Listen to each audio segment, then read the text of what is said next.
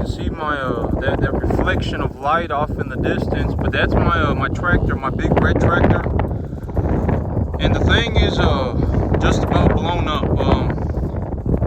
The transmission's starting to go out on it, and the hydraulic pump is starting to go out on it. It's starting to go out on it. It isn't completely dead just yet, and so I don't want the tractor to be completely dead, because I think that pulling the moldboard plow through the soil is just too much work for that tractor. And so I figured that what I'm gonna do is I'm going to change out the hydraulic filter, and I'm gonna change out the hydraulic oil, the hydraulic fluid, excuse me, and I'm gonna see if I can keep that tractor running. And I figured maybe what I can do with it is well, it is still good enough. The transmission is still good enough to pull that cultivator through the soil, and so it still can do things. It just cannot push that moldboard plow through the soil. It's just too much work for it.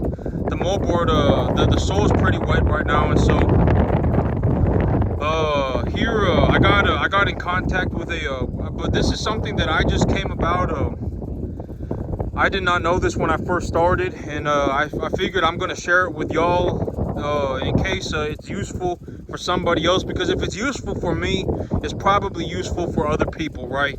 But I'm going to rent a tractor, because I figured if I rent a big old tractor and I rent a disc plow 2 times a year, even if it costs me $2,000, even if it costs me $2,000 a year, and I can rent a big old disc plow and a big old tractor for 2 days out of the year, the 2 days of the year that I need it to plow up my field, you know, I can get everything that I need to get done. And so it's just in my best interest as of right now. In the future, if I feel like I need a big tractor all the time, then I can buy one. But as of right now, I'm just gonna rent one. They're gonna give me a call back tomorrow morning. The people that I got in contact with are gonna give me a call back tomorrow morning. And my big idea as of right now is to just rent a tractor 2 times a year. I'm gonna rent a big old tractor 2 times a year, and I'm also gonna rent a plow with it. And if I rent that tractor and a plow, it's just gonna cost me, I figured somewhere between $1,200 to $2,000 a year, depending on what kind of tractor I rent, etc., etc., what kind of disc plow I rent. I figured it's gonna be somewhere between $1,000 to $2,000 a year. And realistically, I only need that tractor 2 times a year. And so I figured that's the best way for me to go about it. And tomorrow morning, the rental coordinator is going to get in contact with me. And I'm going to rent me a tractor. I'm going to contact John Deere. I'm going to see if I can get a tractor rental locally. See if I can get a tractor rented here from someone local.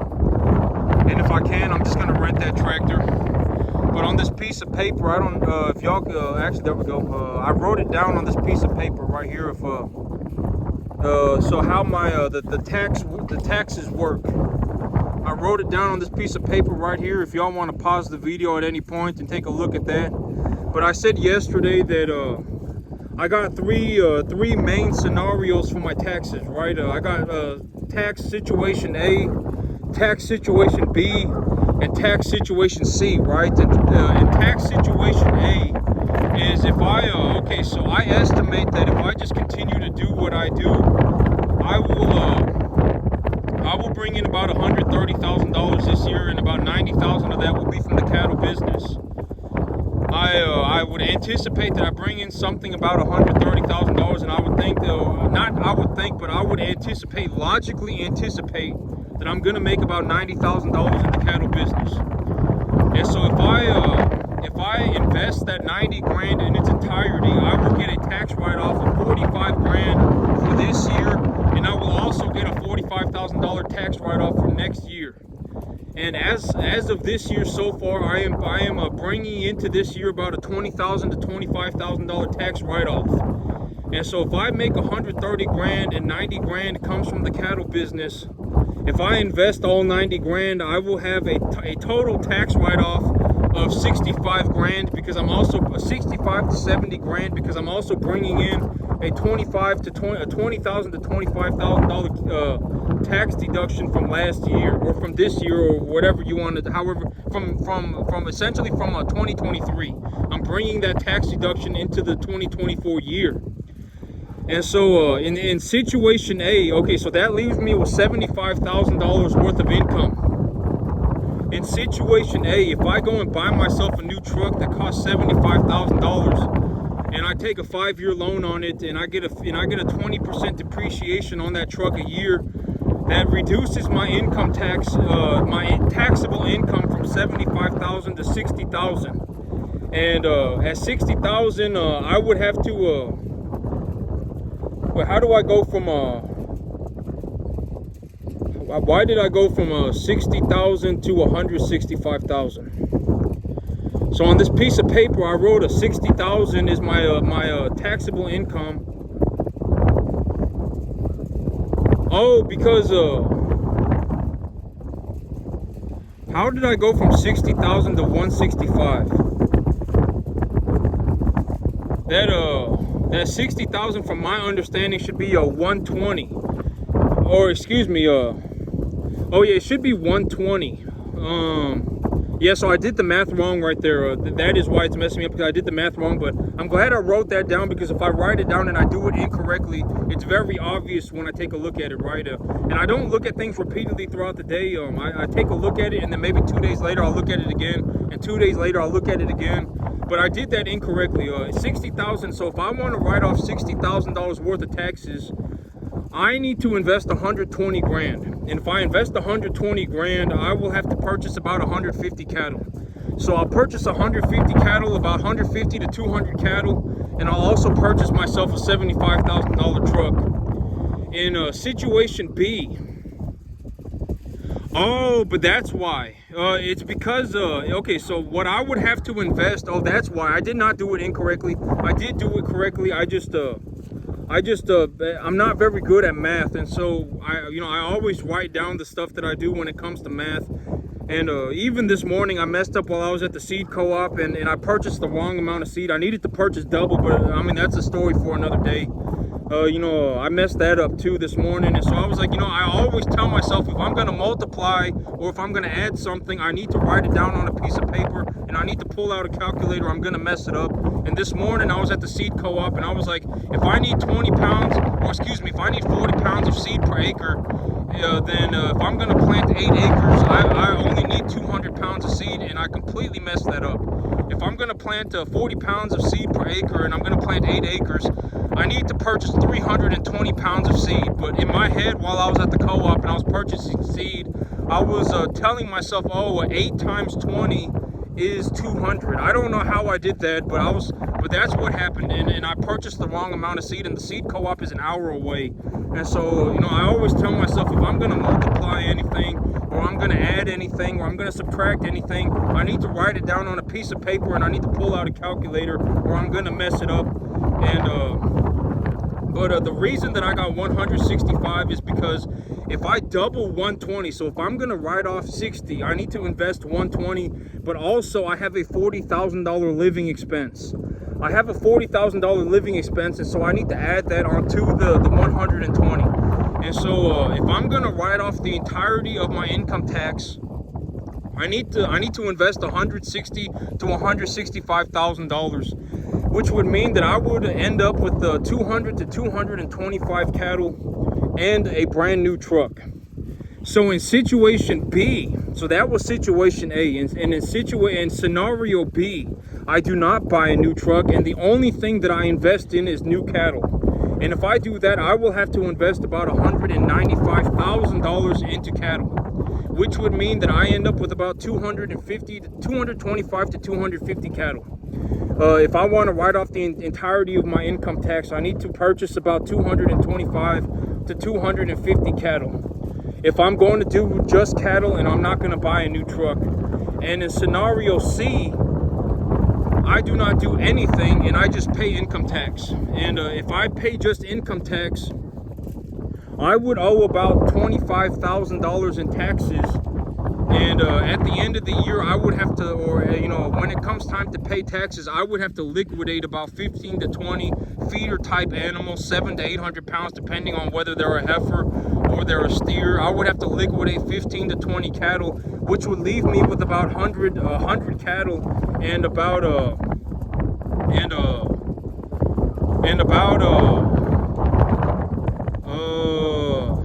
it would leave me with about 100 cattle, and so I wouldn't have a new truck, and so I wouldn't have a new truck, and I would just have 100 cattle left over.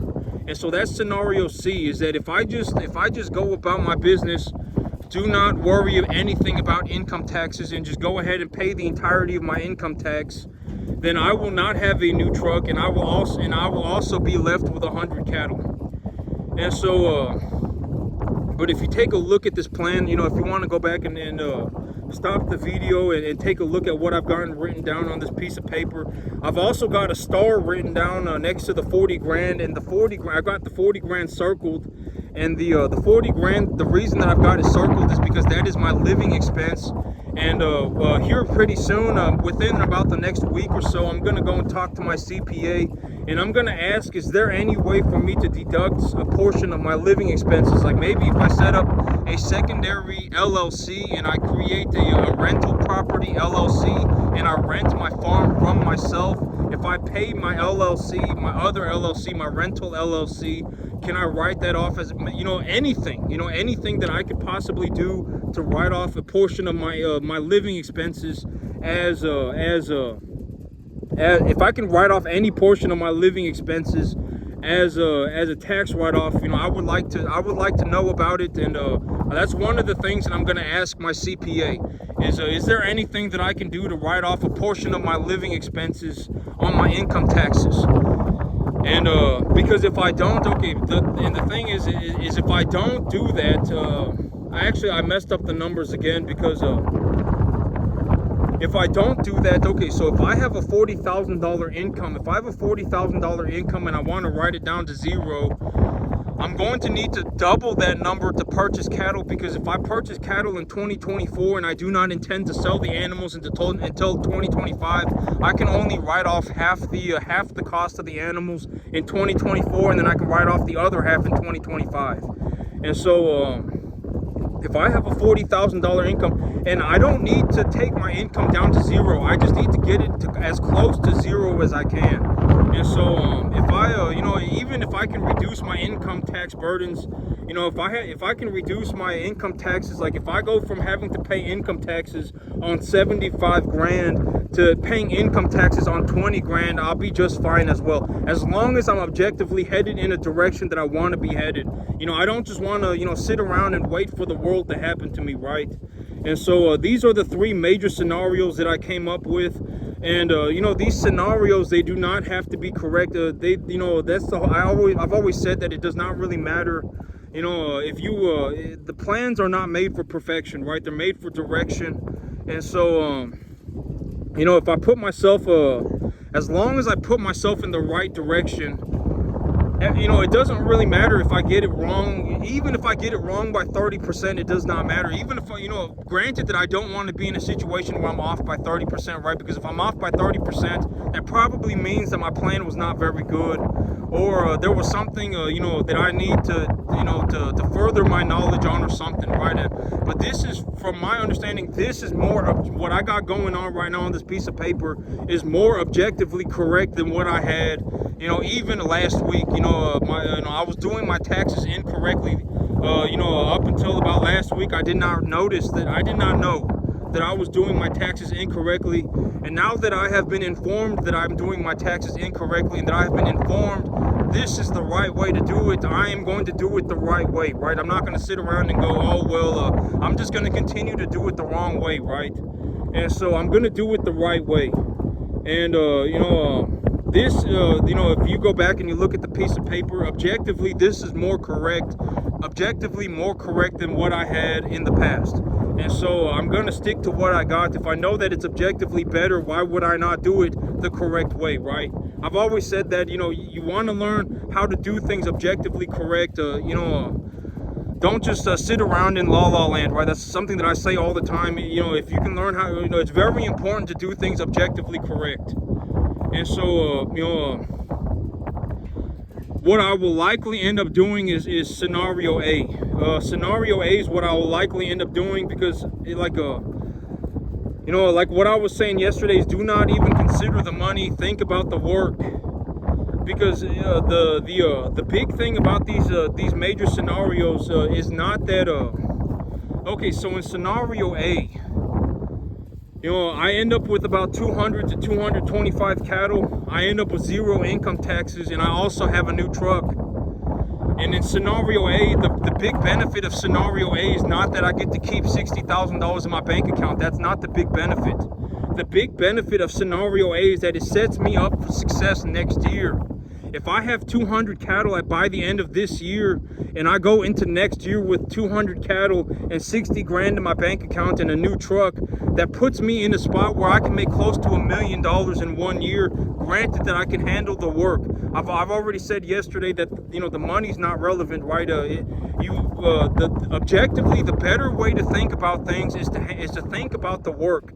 Do not think about the money, because if you need the money, here's the thing: like if you have a $10 million idea, if you genuinely have a $10 million idea, the bank will give you the money. You know, you need to have a very good plan, and you need to have a very good idea, because if you have a very good plan and a very good idea, and you show up at the bank and you talk to the banker, they will know, right? I mean, they will know within 5 minutes, this guy's the guy I should give the money to. Because banks, you know, you got to understand that banks have the incentive to not to hand people money, but to lend out money. Banks do not exist to hold on to people's money. The way that banks make money is that they give out loans and then they collect interest. That is how they make money. And so if anybody, it doesn't matter, you could be, you know, you could be crippled, you could be missing both your legs, you could have an 85 and 80 IQ, and if you walk into the bank and you give them a very good reason to give you money, they will give you as much money practically as you could possibly ask for. You know, if your idea is good, the bank will give you the money. And if I went into the bank right now and legitimately, I could talk all day and all night about my cattle business. Legitimately, I could, right? I mean, it's very obvious to tell that I spend a lot of time working on my business. I mean, you can talk to me for 5 minutes and it would become very, very obvious, right? Like, wow, this guy spends a lot of time on this business. Very obvious. The banker's gonna know as well. And so when I walk into the bank, you know, if I want to really put myself in a good spot, I need to get a $150,000 loan from the bank. I need to get a $150,000 to $200,000 loan from the bank, because I'm not, what I've said is do not even think about the money for a second. Just completely disregard the money. Do I want to run 200 cattle a year by myself? Do I want to run 200 cattle? Because, if we're going to talk about things from my perspective, like what have I been through and what have I seen, right? Like so essentially on the last 3 months of the year, I will need to start bringing in animals, and over that time span, I will need to bring in about, if the feeder cattle market goes sideways at 245 to 250 for the next year, okay, if the feeder cattle market within plus or minus 10% stays somewhere around 245 for the next 12 months, or not even 12 months, but you got to understand the whole the reason that I've set up my business plan the way that I have. I'm going to purchase a set amount of animals every 2 weeks or every week or whatever it may be, right? Every 2 weeks is so that I can purchase into the market slowly over a long period of time and still accomplish what I need to get done on the income tax end. That's the big idea of my business, right?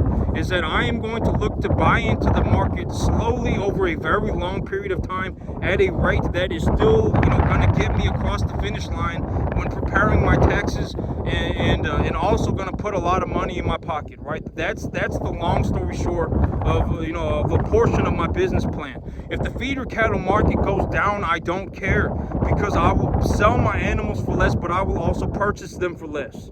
It does not matter to me. That is why I'm purchasing into the market more frequently over a long span of time. Now, I've said my intentions for the cattle market is to buy cattle until the day that I die, right? I'm just legitimately, I'm gonna farm until I'm 150 years old, and I'm gonna farm 7 days a week, and I'm gonna farm 15 hours a day until the day that I die. That is my plan, right? My plan for retirement is to farm until old age and then drop dead on my field. Legitimately, that is my plan for that is my plan, right? And so if I purchase cattle, you know, every once a week or once every 2 weeks over the entire span of my life, it does not matter if the market goes up or down, because if the market goes up, I will sell my animals for more, but I will also purchase my animals for more. If the market goes down, I will purchase my animals for less, but I will also sell them for less. It does not matter to me. And so, you know, and I need to purchase, you know, but if I'm going to purchase, okay, so if I need to purchase a total of 200 to 250 animals in a span of 3 months, you know, that's about 70 animals a month. And if I have the proper facilities, I can do that. It's about 70 to 80 animals a month. If I have the proper facilities, you know, if I have like a 100-acre field and I have, you know, 3 or 4 small preconditioning pens that I can separate the animals in and bring new animals in and have them all connected to a working system, etc., etc. If I have the proper infrastructure in place, I can bring in 70 animals a month, no problem. And that would be at the very end of the year. You know, because you have to understand that, you know, throughout the year, if I intend to buy and sell an animal, I can write off the entire, if I intend to buy and sell an animal in the same year, I can write off the entire cost of the animal that year. And so I do not need to really be bringing in 70 to 80 animals until the end of the year. 70, 80 animals a month until the end of next year. And by the end of next year, I will have made a drastic sum of more money, more, you know, I will have made more, drastically more money. You know, somewhere in like the $200,000 range. And with that 200 grand, I can buy whatever I need. If I need 3 preconditioning pens and they're going to cost me, it's going to cost me, it's going to cost me 20 grand to build 3 preconditioning pens, I'll just build them. It doesn't matter to me, right? Like I've always said, if I have the opportunity to make $250,000, I'm not going to sit there and go, oh my God, where am I going to get the 20 grand, right? That's not a good idea, and you'll waste your time forever if you do that. You know, if you come up with a good idea and you have an objective direction, I need to go this way. And, you know, if it's going to cost you 20 grand to make 250 grand, just invest the 20 grand. Go and get it from the bank or something. It doesn't matter, right? I mean, the 20 grand is negligible. You know, like me, when I go and I, you know, plant my grass and I fertilize my grass, this is a very good example. The $750 a month that it costs me to feed my animals is not what I'm worried about. The $1,000 a month that it costs me to feed my animals is not what I'm worried about. If I can make $5,000-$6,000 a month, I'm focused on making the 5-6 grand. I don't care if it costs me 1 grand. And so, you know, it's the same for everything. It does not matter, you know. Do not sit there and go, oh my God, the money's why I couldn't do it. Because if your idea was good enough and you had a good enough direction and you had a good head on your shoulders and, you know, you were like, okay, this is what I'm going to accomplish more or less within plus or minus 10% correctness, I will be headed in this direction, and this is what I will do, and this is how I will make money, right? I'm going to bring home 1 to 1.5 type medium large frame animals. I'm going to look at the feeder cattle market on the commodities market. I'm going to take a look at the feeder cattle price. I'm going to deduct 10% of that because I'm here in Texas, and Texas cattle Texas cattle sell for less, and if I'm going to take 10% off of the feeder cattle price and then cut that number in half, and I'm going to take that number to the sell barn, and I'm going to see what weight, what are these animals selling for at what weight, and I'm going to purchase animals that are at half that price. I'm going to bring them home, put them on a preconditioning program, feed them a preconditioning mix for a week or 2, depending on how well do they pick up the feed. If they pick up the feed real good and I have a good digestible grass that is at a proper level of protein, I will let them out on the grass. I will give them all a shot of a modified live a modified live vaccination. I will deworm them, check their temperature, and give them a vaccination for a black leg and tetanus. I will put them out on if the grass is good and they're picking up the feed real well, I'll put them out on the grass. And if they're not picking up the feed real well, I'll leave them on the preconditioning diet for 2 weeks and keep an eye on them to make sure they're doing okay. And once they're preconditioned and ready to go, I'm gonna put them on a 65% TDN variable protein diet, depending on, and I also need to consider that they need minerals, and depending on what they're eating, I'm going to give them a certain mineral pack. And and when they hit if I bring them home at a body conditioning score of 3, 4, or a 5, my big goal is to get them to a body conditioning score of 6 to 7 by the time they're 700 to 800 pounds, right? Depending on whether they are a heifer or they are a steer. The target weight for my animals is 700 pounds for a heifer and 800 pounds for a steer. Body conditioning score 6 to 7. Right, that is, legitimately, if I sat down in front of a banker, like if you asked me what is going on with my cattle business, I could legitimately talk to you about cattle for 24 hours straight. I probably could. I spend my entire life doing this. It legitimately 24 hours a day. It's kind of a miracle to even make $4,000 a month on a farm this size. It just is. And so, it just is. And so,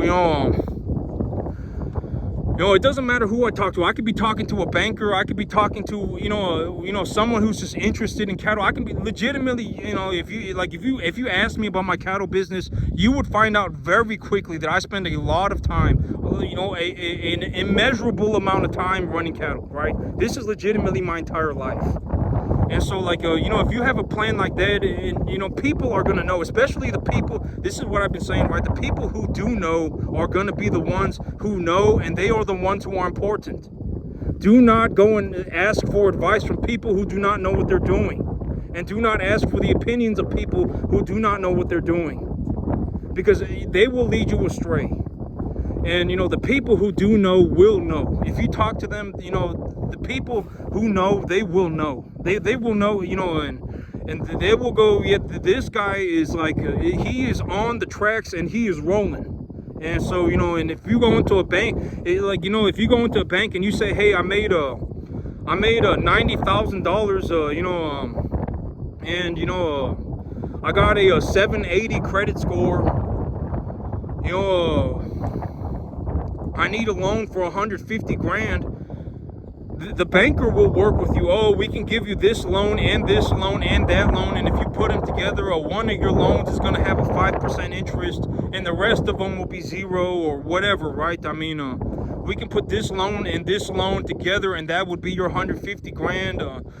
They will work with you. If you walk into a bank and within 5 minutes, the people, the people who should know or who are important ultimately, because, if you go, if you go and you talk to somebody and you need to get something done, right? Like you are there to make money, you need to get something done, and they are also there to make money and get something done, and you are both talking about the same thing, they will pick up on it very quickly, right? Oh, this guy knows what he's talking about. Oh, this guy has the paperwork to prove it, right? And this guy, obviously on the correct path, right? I mean, he's obviously going the right way, they will know. And if you need 150 grand, they will work with you and they will just give you the money. They will say, here is your 50 grand, and then they will pat you on the back and say good luck, because ultimately at the bank, if you default on a loan, they'll come back and take all your stuff, right? I mean, but that's what I mean. If you need money, do not ask your family, do not ask your friends for money. Ask the bank, because if you ask the bank, and if you have, so if you go to the bank and you ask them for money and they tell you that they're not going to give you money, they're probably doing you a favor. You probably should not have the money, because there is a very legitimate chance that you end up losing all of it. That's the thing about business, is that business is not some la la land fantasy. It's not, oh my God, if I fell out of heaven a 7. I'm some mystical creature sent to earth from God, and now I should start a business.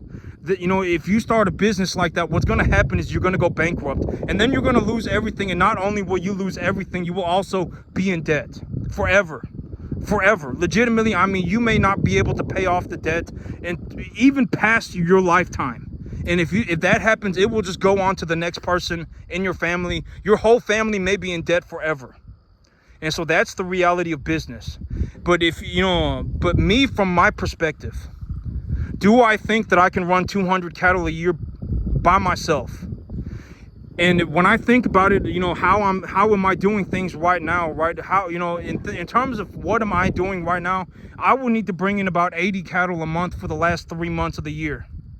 If I brought in 80 cattle a month, 80 cattle a month for the last 3 months of the year, the following year I could write off the entirety of my income, and I could keep my 60 grand, and I could also have I would have a loan for I could keep my 60 grand. I would have a loan for about 140, and then I would have 200 cattle. And by the 5-month mark of next year, I would be sitting on about $350,000.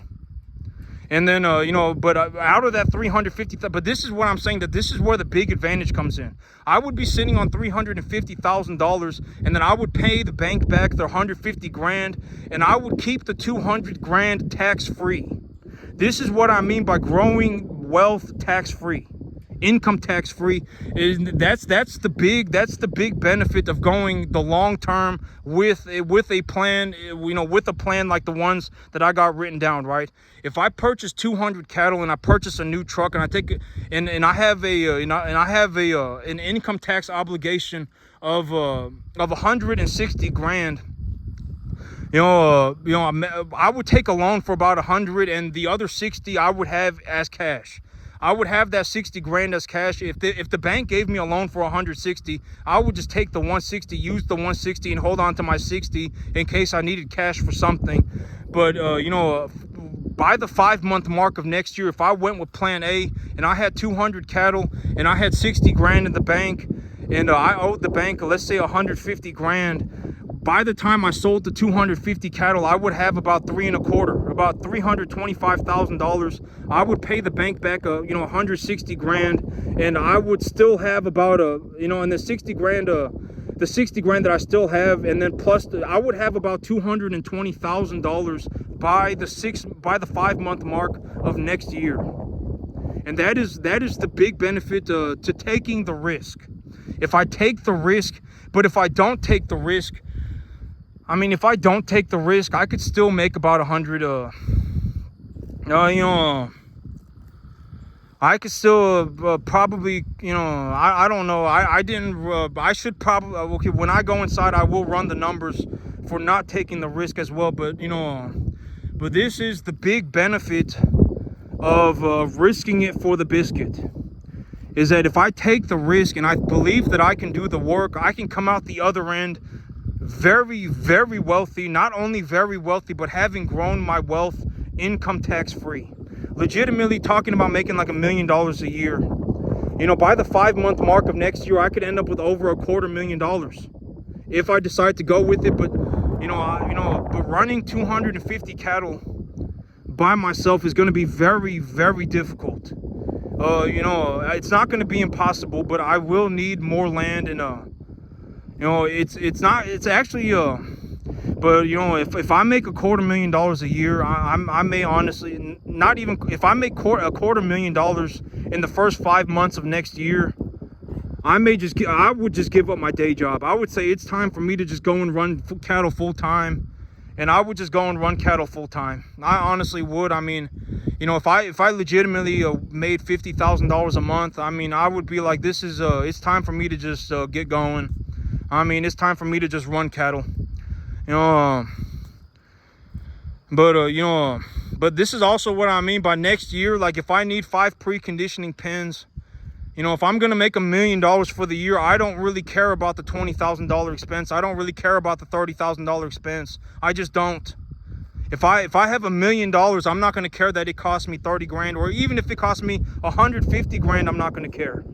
Right? Legitimately, if I'm tenfolding my money, why would I sit there and worry about the expenses? Oh my God, it's going to, oh my God, it's going to cost me 200 grand. Why would I sit there and do that, right? If I genuinely have the opportunity to make $1 million in 1 year, I'm not gonna sit there and be like, oh my God, this may cost me 200 grand, right? And I did locate a USDA office very close to me. It's about a 12 mile drive, and so I'm gonna go and that banker is gonna know me. That banker is gonna know me by the end of within 2 months. The banker is gonna be like, why is this guy here again? I'm very persistent, right? But I figured out the trick. The trick is to ask the person with the money for money. It does not matter who it is. If the banker has money, you go and ask the banker for the money. Just constantly ask them for money. I mean, all the time. If they say, oh, you're not applicable for this loan because your credit score is 675, right? Well, if you got your credit score up to a 700, if you raised your credit score up to 700, walk in through that banker's door again and tell them you have a 700 credit score. If they still say no, you need a 750. When you have a 750 credit score, let them know, hey, I got that 750 credit score now, right? And the banker, ultimately, what will happen is that if you do that with people, what will happen is they will go, oh my God, like this guy is actually getting better. In their mind, that will be their idea of you. Man, I saw this guy 2 months ago and he had a 675 credit score, and I saw him again today and he has a 750 credit score, right? And oh, that's good. Maybe we should sit down and talk for a minute. And if you sit down and they go, oh well, you need to raise your income. Well, tell them your plan. Oh, I have about a 47 number 1 to 1.5 type medium large frame animals, body conditioning score probably about a 6 right now. Real good looking beef animals. They're about I would say the average weight of my herd is 500 pounds. If you give me a month, I'll come back next month and I'll have 75 grand in my bank account, right? I got 2 plainer animals and 46 number 1 to 1.5 type medium large frame animals. I got about 20 animals ready for the market. I'll see you next month, right? I'll come back next month, right? And they'll take a look at your account and they'll go, oh my God, well, this guy's 40,000 in debt. And then when you come in next month and you show them your account again, they'll go, oh my God, like this guy just made 40 grand in the last month, right? They will, because and then you let them know, hey, over the last month I paid off $40,000 worth of debt. And then you can talk to them about the cattle business again. Be very persistent. Very persistent. I mean, walk in through that office and talk to the banker like your balls depend on it, legitimately, because you need the money. That is how I need the money. Give me the money. I'm the one you should be giving the money to, and I will convince you that I am the one. That is ultimately the conversation, right? If they say you need a 75 credit score higher, you raise your credit score 75 points, and then the moment you do that, you go and talk to them again. And you talk to them maybe about the halfway mark, and then you talk to them again at the end. And then if they tell you, oh, you need to, you got too much debt, right? You got $50,000 in debt. Tell them about your business. Oh, I got number 1 to 1.5 type medium large frame animals. I got a herd of 50 animals.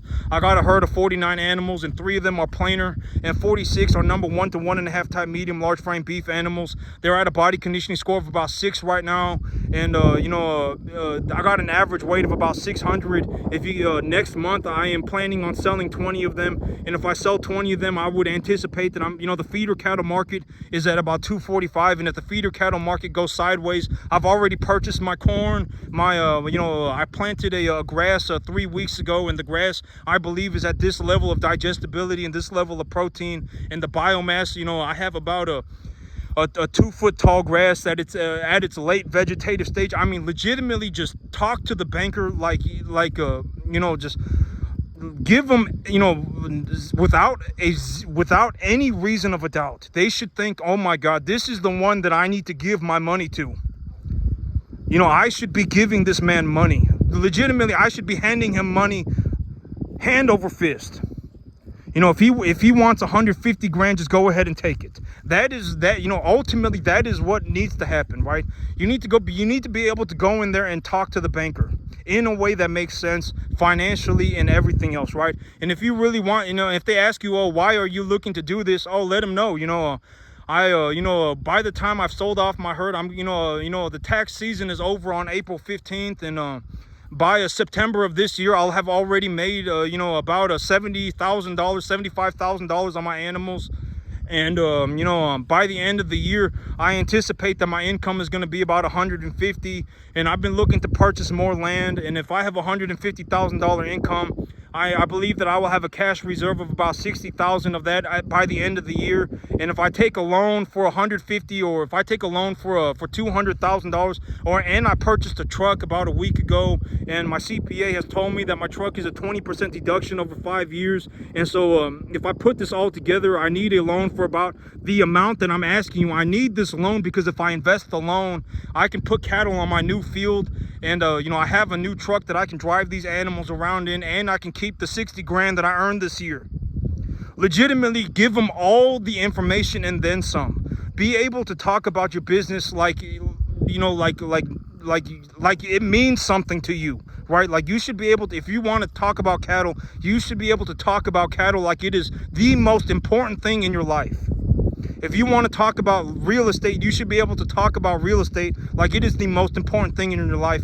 Because if someone talks to you for even 2 minutes, they will be able to pick it up very quickly. This guy must spend a lot of time and effort doing this. This must be his entire life. Because if it wasn't, he would not have been able to do this. And I should be giving him money. I need to make my quotas for the loans, for the amount of loans that I need to be given to people. And so I should be handing this guy some money. And then, they will give you the money. But that's it from me today, YouTube. Y'all have a good one.